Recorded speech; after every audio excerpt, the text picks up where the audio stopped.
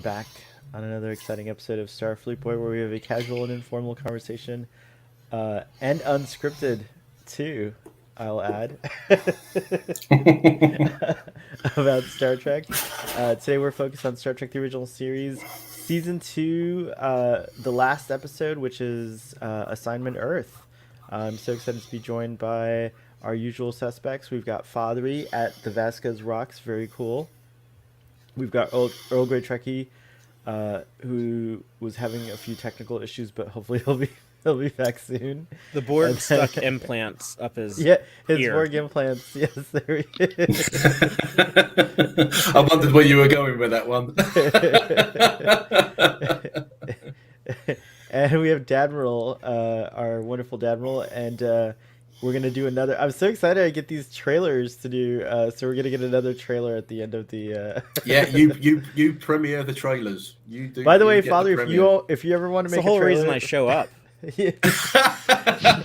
If you ever want to make a trailer to showcase on the channel, I love showing them. So just send me one and I'll put one up here. We got Cake is Eternal in the audience. Hello everyone. How's it going? It's going good. How are you? I've got the power. Unscripted, I never would have guessed. Yeah. It's hard to tell.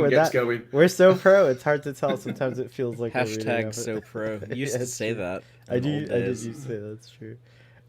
Chris Collins is here. Hello, final episode of season 2 for a spin-off episode to a show that never happened. How would you have liked a Gary 7 series? That's a good question. I guess we could just jump to... Ruben was going to do the summary and he's late. I hope he's okay. But we could skip the summary and just jump into these questions like this if you guys want to. Unless someone's really hankering to give a summary. I'll do a 3-sentence summary. All right, I love it. But the Enterprise goes back in time to current day, 1968, and cross paths with the stranger Gary 7, who is trained by aliens to kind of protect mankind and ensure that humanity evolves in the correct direction. And he is trying to stop the launch of an American space-based weapon that would have possibly triggered World War III. And so by working in kind of against, but then later in tandem with Kirk and Spock, they're able to outwit the NASA security team, and eventually they're able to bring down the weapons platform, and we find out that history unfolded as it was supposed to, and Gary 7, along with his assistant Roberta Lincoln, are sure to have the interesting adventure that we'll never know about unless you read it in like the novels or the comics or something.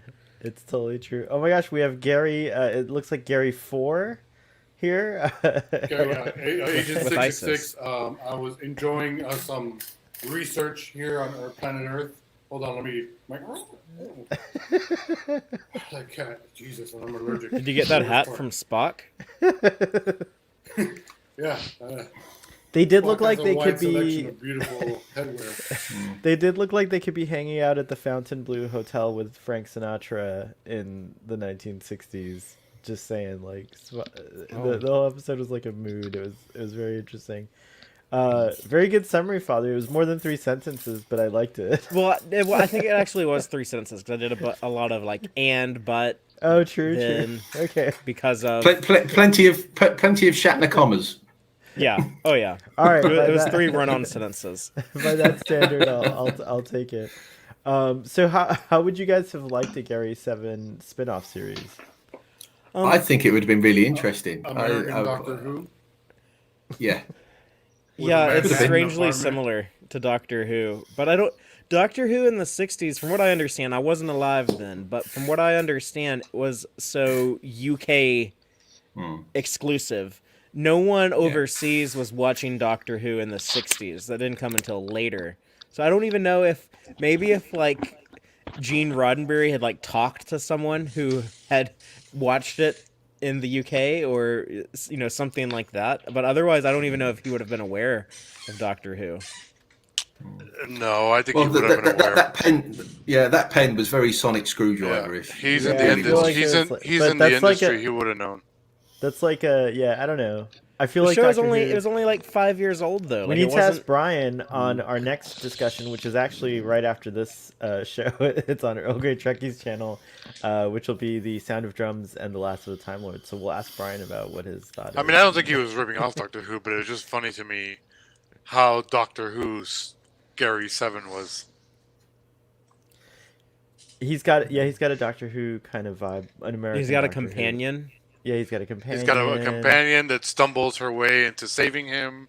He's His got the time Sonic travel pen. machine got a is sonic an screwdriver. office. Yeah. It's not a TARDIS. It's an office. Yeah, his TARDIS Yeah. is an office. It's a safe. Yeah. His supercomputer prints psychic paper, basically, Yeah. that says whatever he needs. But I was like, oh my god. I'll just say this: most of the things that you guys are citing are New Who stuff. So Yeah, they're maybe. Oh, So but what, maybe Isis is actually- K9. Isis is his K9. There you go. Instead of a robot dog, he has an alien cat. Wow, we went way off. From Yeah, that I mean, you question. think Good about it, question, Kate. Chris. Well, I mean, a lot of that stuff in Doctor Who was a lot later. I mean, K9 wasn't until the 70s. Psychic Paper was a recent addition in Right. the new Doctor Who.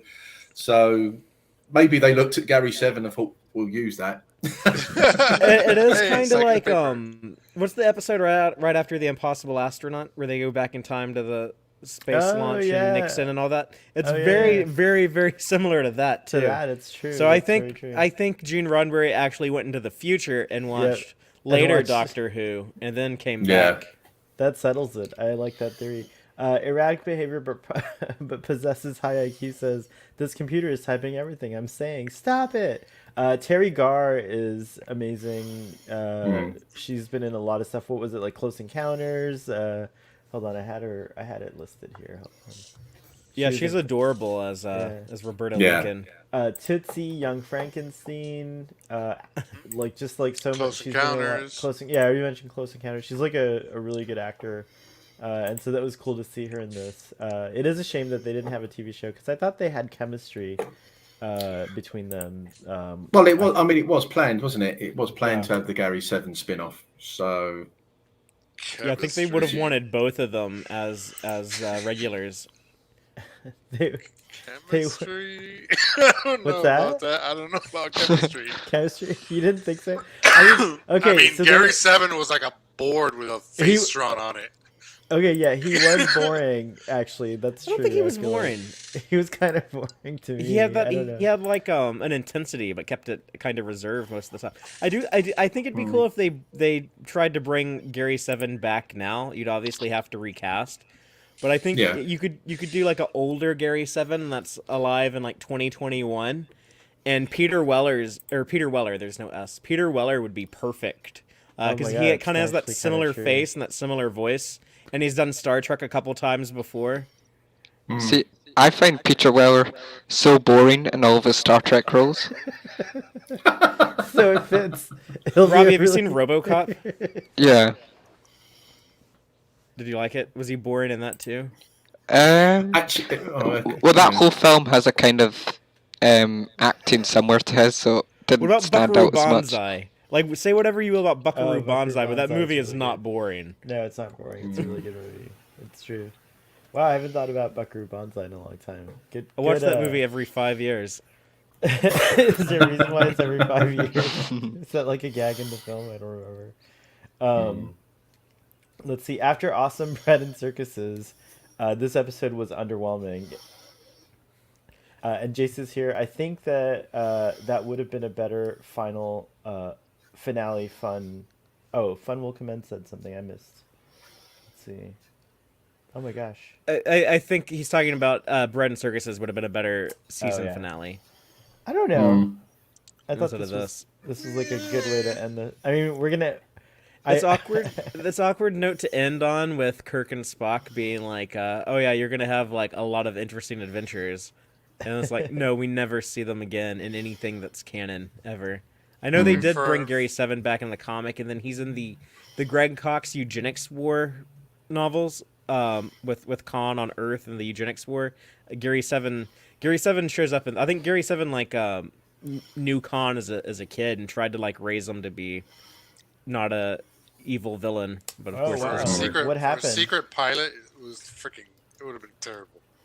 As a pilot on its own, like they do nothing with Gary. He's just there. Like it's just intensity for the sake of it, and that's it. And then Terry Garr is just bumbling for the sake of it, and that's it. She reminded me, like, I wondered if the actor who plays Phoebe on Friends took cues Lisa from her, Kudrow? because there's times where I'm like, oh my gosh, it's Phoebe from Friends. Like, Didn't Terry Garr play Phoebe's mum? Is that right? I think she did. She Hold plays on. somebody's mom. Yeah, she Oh plays yeah, Phoebe's mom. Phoebe She plays Abbott Phoebe- Senior. Oh my Yeah. gosh, there you go. Oh, Does that Yeah. confirm? Like, does that confirm that that Phoebe's based on this character, Mrs. Lincoln? Wow, that's Stretch. a revelation to me. I don't know, but there's like a connection. There's like definitely a connection. you It's really cool. subconsciously had known that, and that's why you were connecting those dots so 100%. strongly. Yeah, I think that's Yeah. true. That's true. That's a good point. The mind is a We don't weird. even know that, right? Our We brains can't do see weird it, but right in stuff. front of him, sometimes. he's got a picture, a poster of the entire Friends cast, including Terry Garr and Lisa Kudrow next to each other. I thought it was interesting, that part when Roberta Lincoln is like, oh yeah, like my generation is so worried about if we can just survive till 30, and that's why 30. we're these Yeah. cool, awesome, reckless rebels. And I was just like, okay, boomer. That's actually true. It's very good. Who did the voice of Gary Seven? That's Barbara Babcock, I think, is the voice. And she also, I pulled her up as well. Can you imagine if that was a real voice, like in normal life? Hey, Barbara, how you doing? I'm fine. Jesus, Barbara, God. 114 miles, 113 miles. I am operating at 98.7% efficiency. Damn. Well, anyways, her career is extensive. Barbara just Bobcat in an interview. So, Barbara, what skills do you bring to this job? I'm very efficient, organized, hardworking. Okay, we'll be sure to let you know something very soon. Speaking of mom, she's most famous to me for being the mother of Shannon Christie in Far and Away. So that's like what I remember her from. But she's got a huge list of credits to her career, and she definitely didn't sound like that in Far and Away. Shannon Christie, claim your land. But she has the voice in Metamorphosis, right? Yeah, I think so. I already Because closed her. at one point I thought that Majel Barrett was the voice in Metamorphosis, but I think I'm actually thinking of the voice in what's the animated series? One of Our Planets is Missing. It's like Majel Barrett's doing that kind of voice. Gotcha. Yeah, it could be, but I don't know. I have to look it up again now. Gary Seven has a Star Trek comic, which Father mentioned. You read those comics or no? I actually haven't read those. I think I actually have them purchased. I just haven't gotten around to reading them. But yeah, that's from IDW. Who? Yeah, by the way, he's in year 5, isn't he? He's in the year 5 comics as well, I think. Gareth. Oh yeah, and he shows up in he shows up in that too. But they also did like a ongoing Assignment Earth series a few years ago. The IDW comics have been really good for like the last 15 years or however long they've had the license. I really recommend checking those out if you want to read some newer Star Trek comics, not like the old DC stuff. Chris asked if the Gary 7 computer was reused prop of the M5. It sure looked like it. It looked like all the parts of the M5 rearranged. It could be like a predecessor. Like maybe Daystrom discovers this on Earth and it inspires him to build his computer technology. Oh yeah. Or Gary, I mean, he's a time traveler as well, right? So he could doesn't time travel. He's not a time traveler. That was one of the big distinctions between him and Kirk and Spock, is he was like, oh wow, y'all are from the future. Like, I am of this time. Let me handle this. You do not belong here. You're just gonna get He in my just had way. access. How do you get access to all this technology? I guess it's his Come organization. as- Well, that's from the hidden planet. It's the planet that yeah. he was. That's right. I forgot about The that. aliens took humans to. I'm not gonna say it. Oh, the aliens abducted some humans and took them to their planet, and then like raised them for That's generations to create like this guardian type person. They're like the Gary Eternals. Seven. They're like the Eternals of Star Trek. In a weird way. No, I Kinda, don't know yeah. what I'm I mean, saying. Jack Kirby would have been creating the Eternals around the same time as this episode came. Or no, the Eternals came in like 71 or 2, I think. I'm just thinking the aliens and these the Gary Seven race and everything. They're also using one of the Star Trek books, a couple, and I can't remember which ones, but I remember it wasn't Gary Seven, but it was these humans that would come back, and they're in some books, some of the Star Trek books, and I can't remember which ones they are now for the life of me, but. Yeah, they do use these other characters. Obviously, as I said, Father, said that they abducted them years previous, and they were breeding them and training them and everything else. But they are in some fairly recent Star Trek books as well. This is kind of a weak link, but he very slightly reminded me of Kovic in Discovery. Oh yeah, a little bit of that vibe to him. Secret agent-y type. Yeah, I see it. 3D Mechanics, how's it going? Previously, Old Shark, welcome to the stream. Nice to see you. Erratic behavior, but possesses high IQs. A little bummed that we didn't like this episode. It's just, it wasn't, I feel like... I would say I did not like it. Yeah, I liked I it. didn't say I didn't like it. I think Yeah. I think it's a fairly good episode. I don't Yeah. think it's a poor one. There are a lot worse out there than this one. That's for certain. Especially it lost me a little bit, but I next like week it when we were overall. looking back at this, I'm sure we'll To feel me, that it's way. no better or worse really than last week's. I didn't really enjoy The or not first enjoy half of this last week's. episode, I think the first half is stronger than the second half, because then the first half is a bunch of like cool setup, and that's when you kind of have like the mystery of like these people like meeting each other and trying to figure out, okay, well, what's going on with this character, what's going on with this character. Then like the second half, when it's a lot of like I'm gonna try to like sabotage the rocket, or I'm gonna try to sneak in, and then the episode can't end yet, so we have to like raise an obstacle for, and then it gets like a little convoluted, and I think you're kind of ready for it to wrap up by the time the end of it finally arrives. Yeah. So the pacing's a little off in the second half, but I think it's a good episode. There's some funny things like Scotty's drone controller that he has. And Scotty's stock footage drone helicopter. That's what I call it. it's like really... What you mean? Like That was 10% of the episode is NASA advantage of- stock footage. Doing things you can use real life. I did. You guys. I think my internet dropped out. I don't know if you guys can. still hear me. Fathery sounded funny to me, but I don't Oh, know he if froze. or y'all are all out. Who's frozen? I can't tell who's frozen. I'm not frozen. I'm moving. I Oh, Oh, it's just Fathery. I'm Fathery's being pushed into the teleporter vault. Ah! That crosses with transporter beams because why not? Hopefully, Father can finish what he was saying when he comes back. But Cake of the Show says, caveat, TOS is not my favorite Star Trek series, and I'm watching along for the first time now. That said, this episode was my favorite TOS episode so far. Wow, that's pretty high praise. It's cool. I can see it. It is a fun episode. It does feel like a spin-off or like an episode of some kind of science spy 60s show that was on at the same time. Yeah, like the Avengers. Oh, I've not seen that. A Yay, British, Father's back in sync. British spy show. Yeah.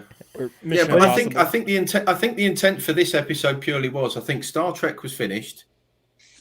It hadn't been signed up for season 3 yet, or they were just getting that. And I think for Roddenberry, this was his vehicle to get to do something different. And I think this was he was using this as a setup for the Assignment Earth series. Different and That was- obviously that was way the less intent. expensive.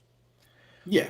Would have been hilarious. 'Cause, yeah, it would have been set in modern day America at the Right. time. So yeah, so that I think that was Roddenberry's get up, was that this was going to tee up the spin-off for. Yeah, but what an awful job. For it.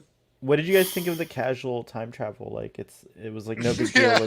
Yeah. Let's travel. They didn't back even in mention how time. they're gonna get back at the end. They're just like, yeah, it's Ooh. over. I have a lot to say about Time that. warp. We'll just flip All a right. switch. Okay. Go, Fathery. I have Go, a Father. lot to say on the time travel. Let's hear it. Go on, then, we're ready. Can y'all hear me? Am I Yeah, we can stable? hear you. Yeah, we can hear you. We can Am I hear you. stabilized? Yes. Yeah.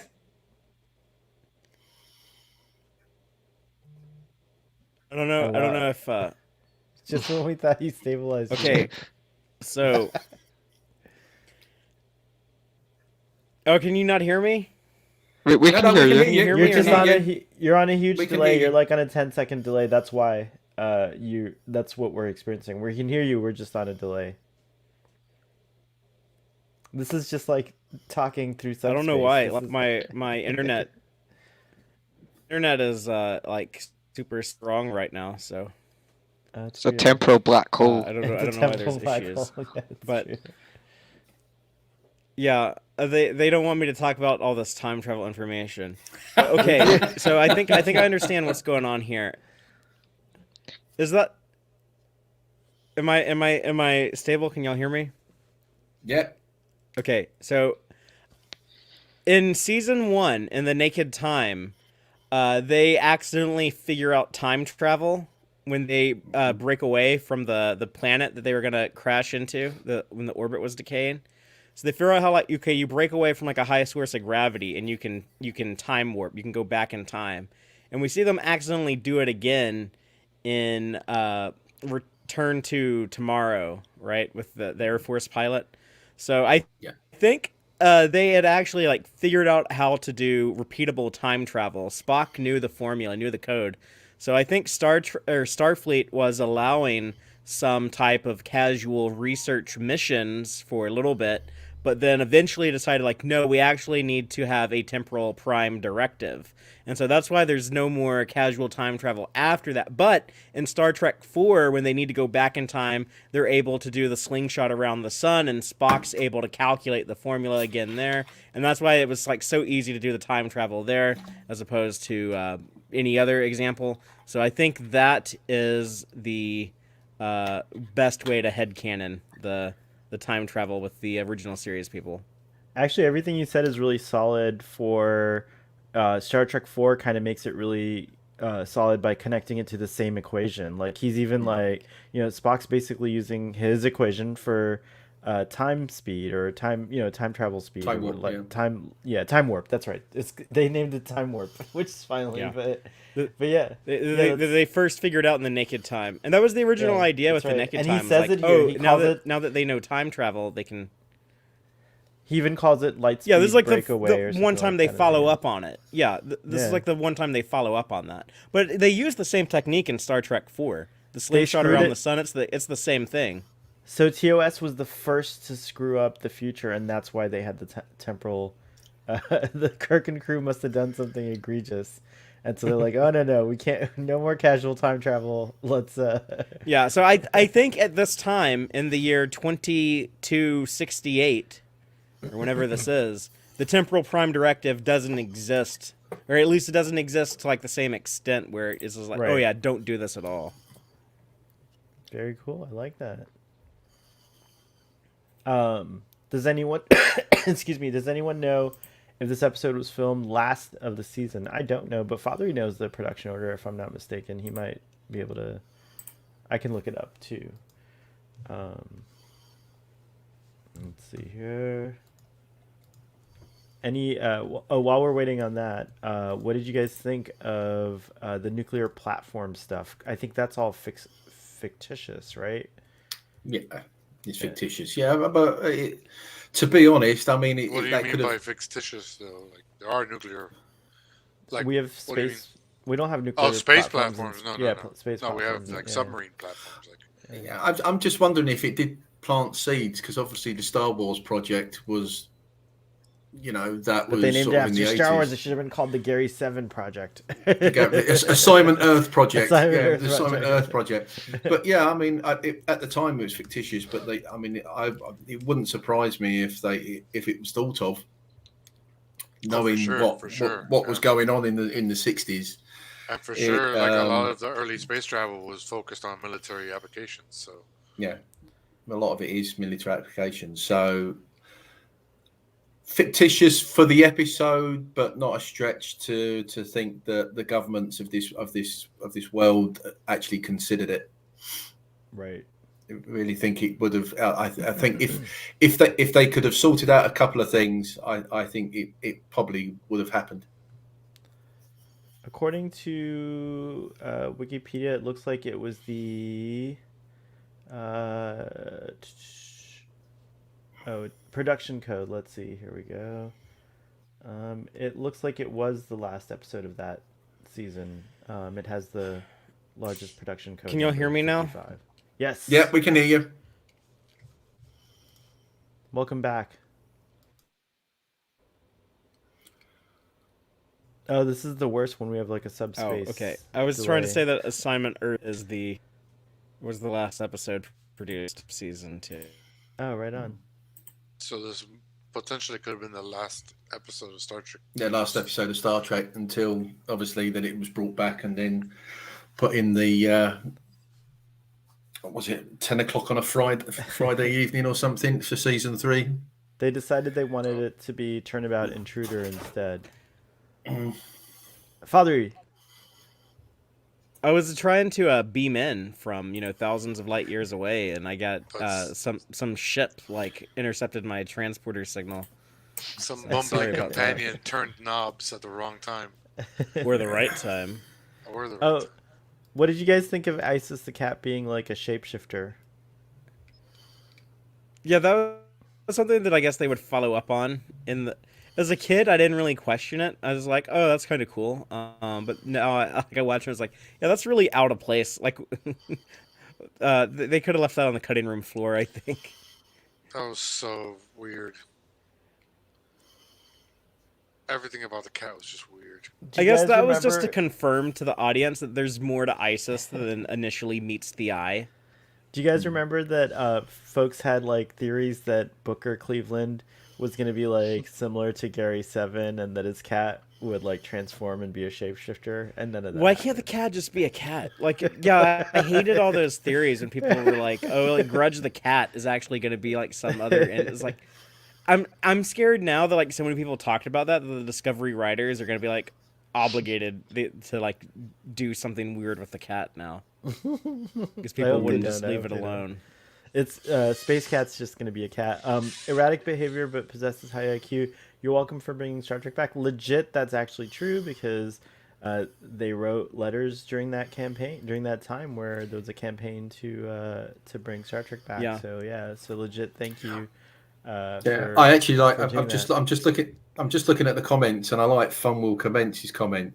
Did not make sense that Gary 7 was impervious to the Vulcan neck pinch, but got knocked out by smallpox. Well, I didn't understand why Spock never nerve pinched Roberta when she was screaming and stuff. Oh, to shut her up. Yeah, to shut her up. Nerve pincher. Like, what's going on here? Wow. Nimoy plays that so great though. Like he looks so like uncomfortable and awkward, like trying to like hold her like that. I love Nimoy's expression, and also Shatner had a moment like that when the security guards are like looking at like the phasers and the communicators, and that one security guard is like waving around the Type 1 phaser, obviously like not knowing it was the deadliest weapon he's ever come across, and he's like waving it like towards Kirk, and Kirk is just kind of looking at him like please don't point that at me. I thought that was a nice little subtle moment in Shatner's expression. Yeah. But I must admit, the bit that when obviously Terry Garl's character is screaming and everything, and it was that Nimoy's look was just shut the front door up, and it was sort of just shut up and sort of there. But he did that look quite well, I thought. Yeah. But I'm the same. Why didn't he just nerve pinch her? She would have shut up immediately. I found this image online, and I think it's really funny. It's the second wow. Doctor and Gary Seven, and it says, "Oh, I say you've got one too," referring to the sonic screwdriver. Yeah, Patrick Troughton. Troughton. Yeah, he would have Troughton. been the Doctor in 1968. Right. That would have been really interesting if Gary Seven actually took off and had popularity, and then they did do a crossover, like the Doctor and Gary Seven teaming up or something like that. That would have been interesting. I feel like Doctor Who and Star Trek have been flirting with doing a crossover. They event. did a crossover in the IDW In the comics. comics, yeah, It was yeah. beautifully They did. illustrated by J.K. Woodward. Yeah, it's true. Good. And Yeah. if you're curious about that type of story, I recommend you read it. It's called Assimilation Squared. Yeah, It's with a my Borg and favorite Doctor. Cybermen team up also. Yeah, That's this the is one with with the Matt, 11th Matt Doctor, Smith. Yeah, Yeah. Matt Smith's Doctor. Yeah. In the next generation. When Russell T Davies was bringing back Doctor Who, he was planning a crossover with Enterprise, but it didn't come Well, to Enterprise fruition. got canceled. Yeah. It was really weird in the month of May 2005. That was like the first time where we got like new Star Trek, new Doctor Who, and new Star Wars all at the same time in 1 month. It happens kind of regularly now, but that was it was a rare thing in like a rare thing. 2005. Very cool. What else have you got to say about Gary Seven? Oh, there's some more comments. Like I feel like I have not a lot to say about this episode. I'm sorry. I liked wanted. it. I took a. I don't know how can I give you the screenshot to show? Just share I it. admired Click Mark share Daniels. screen. No, it didn't. It doesn't ever work for me. Remember? Oh, I think it's only Sohal that can share the screen. Oh, He's weird. the organizer. Father's done it before, but go ahead. can do Why it. don't you send me a link to it in our either the private chat or on Messenger, and I'll make sure to pull it up. But in the meantime, let's see here. It did make sense that Gary Seven was impervious to Vulcan pinch, but Roberta knocked him out. Oh, that was We've something already spoken about that, You yeah. guys already spoke about that. That's right. Yeah. Gosh, See if, Catholic, you're so slow. I did not. Go If ahead, Leonard Bobby. Nimoy had not been cast as Spock, I think he could have been quite charismatic as Gary Seven. Mm. I think anyone Oh, can be yeah. as charismatic as Gary Seven, as long as they have actual charisma. You're really hating on Gary Seven. I like Father's interpretation that he's like dry. He's like a drier. Thing is, though, Yeah, but Robert you're still an Lansing- actor trying to entertain. So there's dry, there's dry but entertaining. He was just, and the other problem was that the script itself doesn't do anything with him. They don't ever set anything up about him. They don't. He's just doing what he's doing. It's like everything's just happening like some sort of machine. Yeah, Mark Daniels directed this episode. Yeah. In another Thing is, show, though, Robert Lansing, who played Gary Seven, had a very long career. He worked all the way up to 94 when he died. So yeah, he kept working. He steadily worked all the way through, all the way till the point where he died when he was only 66 when he died. Also, not everyone But- nails the role like on the first, like in the pilot. Right. Like Kirk did. I Yeah. mean, Shatner did with Kirk, but like It took you know, it took Nimoy a while to figure out to Spock. get Right. to get to Yeah. it. So probably Gary Seven would have evolved into a cooler, like a more interesting character as if he had gone on.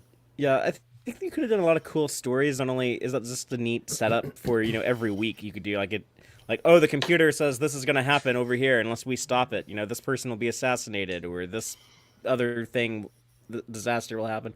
But wouldn't it be cool if eventually Gary Seven kind of rebels against his alien overlords, who is these people had this weird eugenics program. They were trying to breed their little ideal human so they could control maybe that would be the culmination. You have this Gary Seven rebellion against the aliens or something like that. That would've been There's a interesting, lot of potential. It could have rivaled V in terms of the epicness of that. That could have been a cool thing. But I'm glad we got season 3 of, even though it's not the best season of Star Trek, I'm glad we got season 3 of Star Trek instead of Assignment Earth. If I had to pick one or the other, and Jill talking about the letter writing campaign and stuff. The reason why that was so important is because if there was only, what would it have been, 65 or no, 65 Yeah, never gone into 55. syndication. 55, yeah. It would have only 55. been 55 episodes. It wouldn't have been the big syndication hit in the 70s, which is what really pushed Star Trek across the line to be like the big pop cultural sensation phenomenon that it is now. We wouldn't have gotten the movies. We wouldn't have gotten Next Generation. None of that would have happened if the show didn't get renewed for a third season. Yeah, it's totally true. It wouldn't have been enough episodes that the syndicate the smaller the local markets like wouldn't have been buying it as a syndication thing. It just wouldn't have been worth purchasing. Absolutely. Very good point. Jill says, "Yep, Spock is drawn to ISIS, but doesn't ever figure out why." That's funny. He's trying to figure it out for the writers throughout the episode. He's like, what can we do with this cat before this episode ends? The only thing I thought about Isis is two things. One, she's really well trained as a cat performer. She was really great. Like, she was sitting on his shoulders and like doing all kinds of things that cats normally don't like to do, I guess. And that the voiceover for the cat was very funny because it's not quite like how a cat sounds. Like, it's like a human screaming. Yeah. I noticed that. It's so like obvious. Thing is, though, there was a back in the 70s. There was commercial. We call them adverts in there, and there was one more to be educational for children. And there was this cat called Charlie, and this cat would go, wah, wah, Charlie says, and it would just go on like that, and it just reminds me of that, and it's just. Sort of going back to my childhood. It's way before your time, Robbie, but yeah. Father brought his companion pet, Amos. The only thing I thought of is Isis. Isis would have been better as a dog, probably. It would have given him more of an intimidation, maybe. If he had a little lap dog, I don't know. I don't know. Lap dog. Like, it would have been a Yorkie. A little Chihuahua. Maybe if he had like a big bulldog or something. I feel guard like dog. he'd be a He Yorkie did describe the cat as the guard dog of like his office. Yeah, that's true. Yeah, it's a thing is, slave so woman. you wouldn't have had It's a slave woman, like literally, like that's pretty much what it is. Yeah, and you She's also wouldn't trained. have had the double entendres as well. You wouldn't have had the double entendres. It's Why not he's like constantly that, stroking really. his pussy, but that goes on different bit. Yeah. Little bit of James Bond thing going on there too. Yeah. More like what the villains do. And Pushy galore.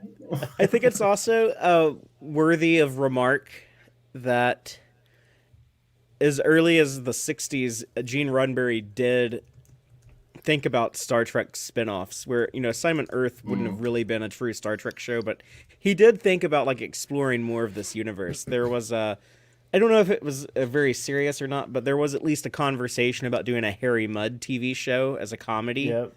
And there was also there was also an idea to do a Starship Hope show about a medical ship that would have had Dr. Mbinga as the lead, and they would just be going around dealing with medical stuff. And it was going to be My called friend Starship Humbert Hope. and I wrote the entire first series for a Star Trek Pasteur show. We haven't.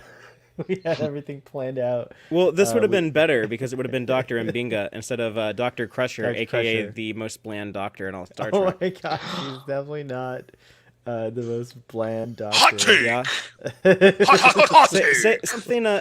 Say something graphics unique here. about Dr. Crusher without mentioning her relation to any of the men on the ship. Without her She relationship to any of the men. dances. Okay, she bangs dances. ghosts. She has a nice relationship towards Data. The way she Just one of the men talks on the about. ship. He said not to do any relationship. Look, he's a machine. No, so there she is a whole. Go watch Measure of a Man again. It's not called Measure of a Machine. She dances. She's a freaking doctor. That's like They're all amazing. doctors. Like, Every doctor. To be honest, thing is I she would rather dances see and the she's a great Voyager actress. doctor. I'd rather see the Voyager doctor do a performance. He could sing like an entire Christ, opera.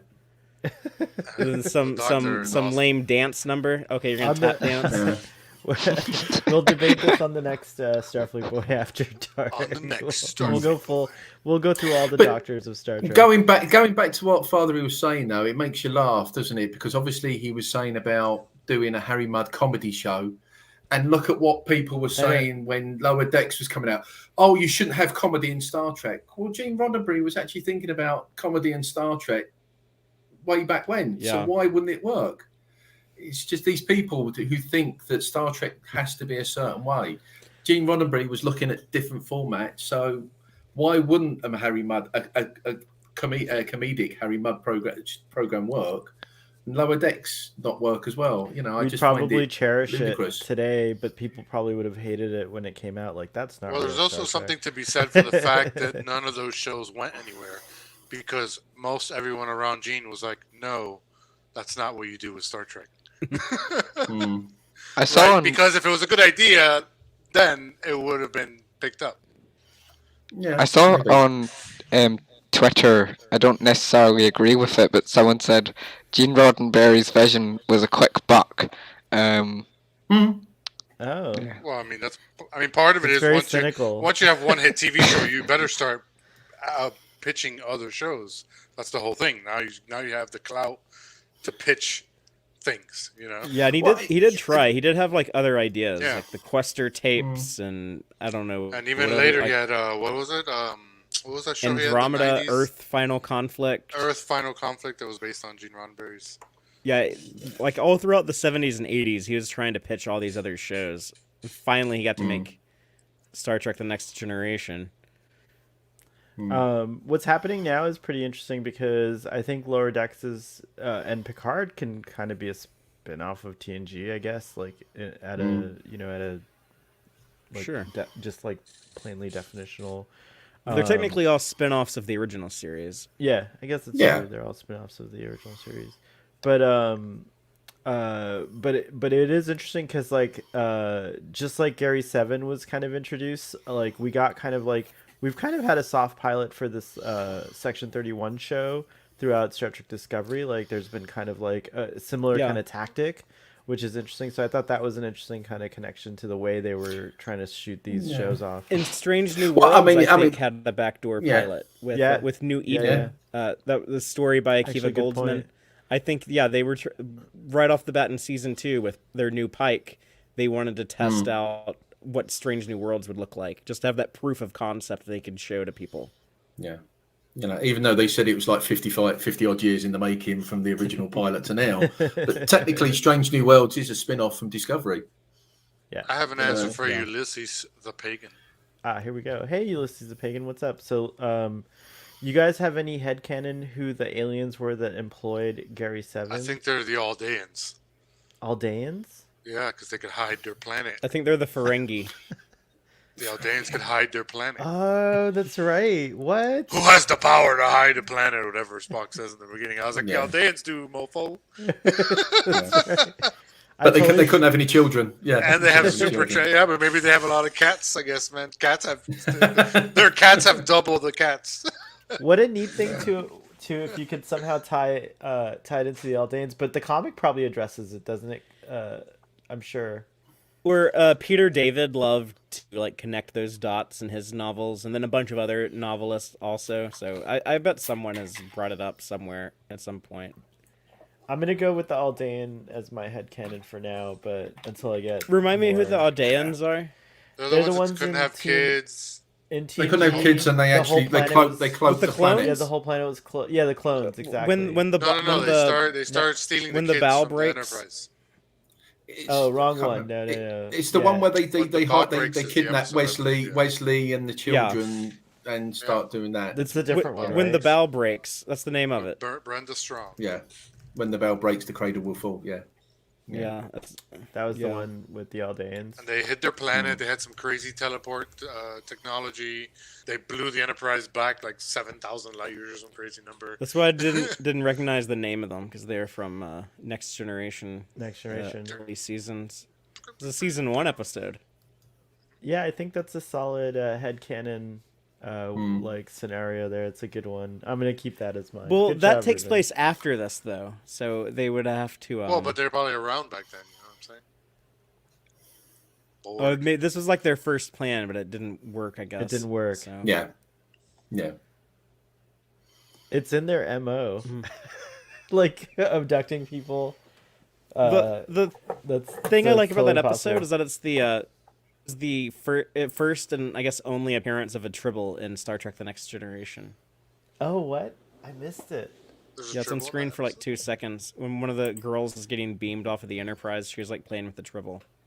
It's crazy how Star Trek Next Generation was like very frugal with its like callbacks, huh?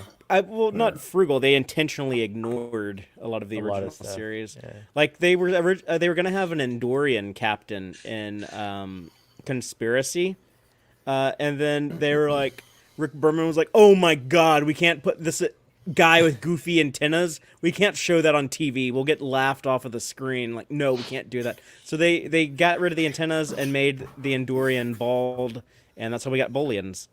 Oh. Got a little split down the face. People are going to laugh at this bullying with a breathing apparatus. That would be. I think you're thinking of The Benzite. the Oh, Benzites. the Benzite. Yeah, the Benzites. The Bolians are like Mr. Mott, like the Hairdresser. the Oh, hairdresser. There's also a Tribble in a scene where Worf is eating one. Like it's cooked, so you can't really tell it's a That Tribble. didn't happen. People Alright, only eat well, we're- tribbles in the animated series and in short treks. They do in short treks. That's right. I forgot about that. They do eat tribbles. I'll go ahead and go first. Final thoughts. It's a fun little episode. At times it lost me. I felt like it dragged on a little bit. But overall, I think the concept is cool of Gary 7. I think it's neat that they were testing out these like ideas for spin-offs. I started to point it out, but Scotty was my favorite part of the episode. Just all his shenanigans with the with all the transporting and all that stuff. And, Captain, I bought all this stock footage. I'll find him. and all that stuff was really great. I like the I actually stock liked- footage though. It was like Yeah, No, it it was was all these great. cool Great stuff. dynamic shots that That's you- true. It was almost Yeah. like a Yes, little that use a other mini way. documentary about NASA. I do wonder. I didn't try to figure it out, but I do wonder if anyone's gone and looked to see if like those are all the same rocket, or is like sometimes it's like a shot of a Saturn like two rocket, different- sometimes and it's then a it's Titan rocket. Titan. Yeah. I have to, I wonder. It'd be The- easy to figure out if you wanted to figure that out. Yeah, totally. Mm. That is pretty Yeah. funny. Anyways, I give this episode a solid 6. I hate to end on a down note for the season, but yeah, it's a 6. Oh, did we talk about Larry Nemechek and the cat, the lady who played the cat?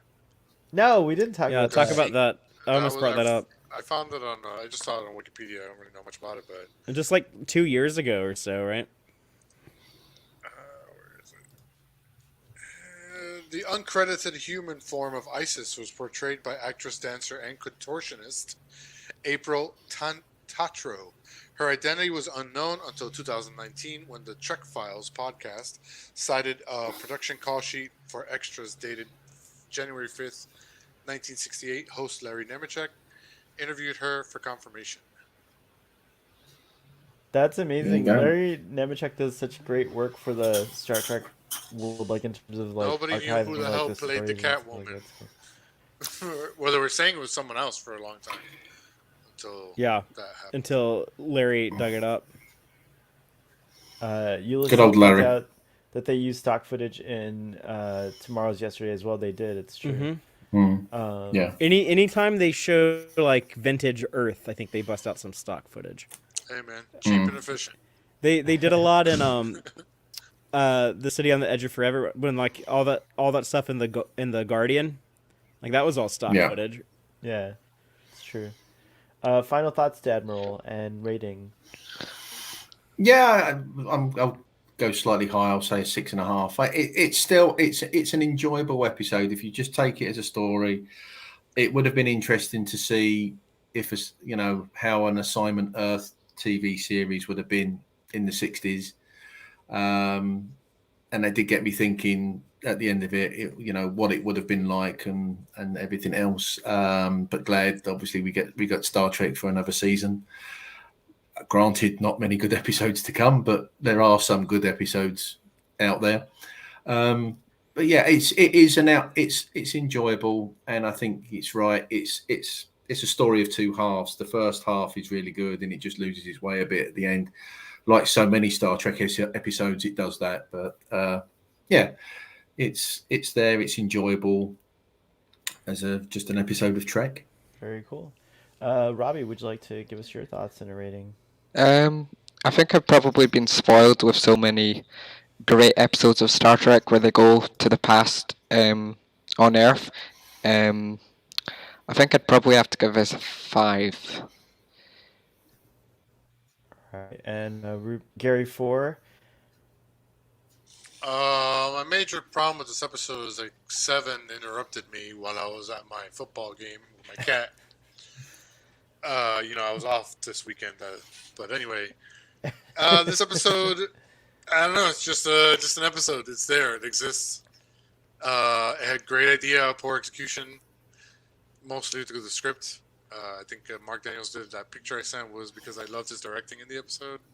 But other than that, I was gonna give it a 5, but now I'm gonna go 4.5. Wow. So I can go lower. Dang. He just went But to, a 5 went up 5 there. at the end, sure. All right, One cat's 5. paw. We can't give TOS lower than a 5. No, I'm just kidding. You could give it. whatever I you did want. for Cat's Paw. I've I know, already it's done true. that like several times. It's true, So it's true. I it's too think I late. might have done it. But it's a well-known fact that Robbie doesn't like cats. Oh, So there you it go. wasn't. That wasn't the Was it reason. Cat's Paw. Cat's Paw was the first episode. Cat's Paw was the first episode produced for. They run Amok Time first as the season premiere, but the first one that they shot in season 2 was Cat's Paw. Cat's Paw. And then the See, but last Cat's one's Paw's the Assignment one, Earth. though. So they begin and end with cats. With cats in season 2. Interesting. That's really interesting. But let me tell you, cat's paw may be bad, but we talk about it all the time. That's all I gotta say. How many That's all I gotta cats? say. How many cat's paws does this get, Fathery? Or like how many? Oh no! What do you think, Amos? Oh, so cute. He says that this episode gets 2 moles on Roberta Lincoln's body out of a Gary Wow. 7. Dang. I feel like that could be a 9, or that could also be like a 7. I don't know. I'm But with yeah, some, I I'm with think some it's, Commander Tal. I think it's a neat episode. I'm glad that we have it because it is fun to speculate what that Assignment Earth show would have been like. Yeah. Yeah, I don't know if this the discussion was Assignment fun Earth doing show that. would have been anywhere near as good as Star Trek. So maybe it wouldn't have been all that great if they had greenlit that show. But it is fun, the show that we can create in our imagination and just wonder about. I think that's a lot of fun, and it's a fun enough story. But I do think it has some pacing issues in the second half. I still think it's a good episode. I have fun watching it. I love that we have stands for this episode in our chat. So erratic behavior gives it an 8.5. No, we won't sue you. You're totally allowed to. I know. I've been there. I've given I mean, episodes if I like a 10. find and if I find grounds, watch out. yeah, it's true. Very good. 5 out of 10 for Sub Commander, who's decloaking temporarily here. Never like Robert Lansing, too grim. Cat Saw was way more entertaining. See, to each their own. Lost my tennis match. Aw, I played like a dead triple. Yikes! Well, 1 out of 10 tall tennis efforts. You I can't don't win think- them all. I don't even think a living triple would play tennis all that well either. That's Sub pretty- Commander, pretty you are reduced 2 steps in rank. Well, this was so much fun. Everyone, please go check out our wonderful panel here at their own respective places on the interwebs. You have Ruben, who can be found as R Martian on Twitter, as well as on Pop Axiom and Rue Morgue. And have you got something specific to pitch this week? No, yesterday I posted an interview with Matthew Waters, sound editor, or Emmy award-winning sound editor of the new Hulu show Only Murder in the Building with Steve Martin and Martin Short. So that interview is up. I'll have an interview soon. Two with... two comedy greats. Yeah. Selena Gomez is also in the show. Wow. I have an interview soon up with The Closer Look, who's a YouTuber that does movie analysis. Brit YouTuber. So cool. he's really good. So Henry, that interview will be up next week, along with 2 more interviews. Where's the Text Trek interview or the Starfleet Boy interview? I haven't gotten It's an coming invite soon. yet. Okay, just what I'm Traveling just to teasing. the You don't have future. to. To come back to the past. Ruben's been trying to get me on for years, but I keep telling him I'm busy. Yeah. He gave me fake emails for a couple of years. But my penis is larger now, so thanks, Father. Wow. You can find you can find find Fathery Text Track at Text Track. Yesterday we did a really fun and deep dive into the latest episode of Star Trek Lower Decks, I Excretus. Go check that out. Also, check out Father's podcast wherever you get podcasts. It's a companion series. And anything else, Father? Just the regular. We're covering each and The every Dune episode crew. of Lower Decks at 7:30 p.m. Central live on YouTube Friday nights, and then those shows are available to listen to as a podcast on either late Sunday night or early Monday morning, wherever you get your podcast. And coming up in I guess 2 weeks, October 10th and 11th, right? And that's or is that 1 week? Is that next weekend? New York Comic Con. Oh yeah, it's the following, I think. Let me launch a calendar. I have to look. No, I think it's next weekend. Oh, Yeah, it's next 'cause weekend. Today's You're the right. Next 2nd, weekend. So it must be the 9th and the 10th. Yeah. Okay. So the 9th Dang, and the time 10th just flies. of October, New York Comic Con. We're getting a panel for Prodigy and a panel for Discovery Season 4. We're going to have live breakdowns of that on YouTube, so catch those streams if you want to be part of the conversation or look it up later. But we'll go over any trailers, reveals, or whatever they show. We will discuss it, so keep an eye out for that. Very, very cool. Robbie, what have you got going over on Earl Grey Trekkie? Just the usual. We'll be talking about The Sound of Drums and Last of Time Words to kind of Wrap up our season. We're both wrapping up a season. Season 3 in and then our streams. That's kind of cool. I didn't realize that. And, that back half of Series 3 is so good. That's some of the best Doctor Who ever. It's very campy. And check out PJ Boatrek's channel. I'm on some Deep Space Nine commentaries. I'm on tonight, so check that out if you get a chance. It's going to be at 9 p.m. Eastern Daylight Time as well. And then Robbie's going to come up on a future stream, so that's cool. Yeah, shout out to Boat Rack. I wonder if my dog would recognize Father's dog through the camera. That's funny. Probably not. I also want to just point out tomorrow we're doing Spider-Man watch along for the animated Spider-Man film Spider-Verse. So Into come the Spider-Verse. Yeah, Into the Spider-Verse. Thank you. One of my Very favorite good film. movies of the Very good 21st film. century. What's that? One of It's my a very favorite good film. movies. Oh, sorry. It's one of the better Spider-Man films, I think. And sorry, both you and Ruben were talking at the same time. What was Ruben saying as well? I was saying it was one of my favorite movies of the 21st Oh, century. right on. Oh, very cool. Excellent. Well, a couple of quick things for Starfleet Boy. This, by the way, erratic behavior. This is my first time using it correctly. I've been saying Eastern Standard Time the whole time, and so I found out that it's actually Eastern Daylight Time. So I'm gonna be doing it right from now. But yes. So a couple things for this channel. This is around the time the holidays start here at Starfleet Boy headquarters.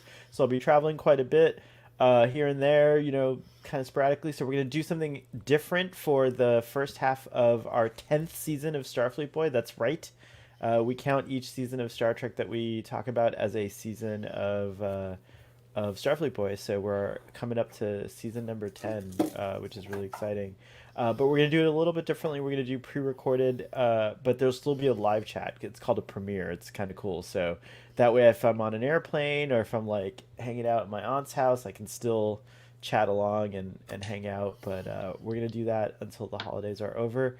But we'll still do live discussions for whatever new Star Trek comes out on Thursdays. And we might still be doing live discussions for Starfleet Boy After Dark. So tune in and catch us on those things as well. Everybody live long and prosper, and we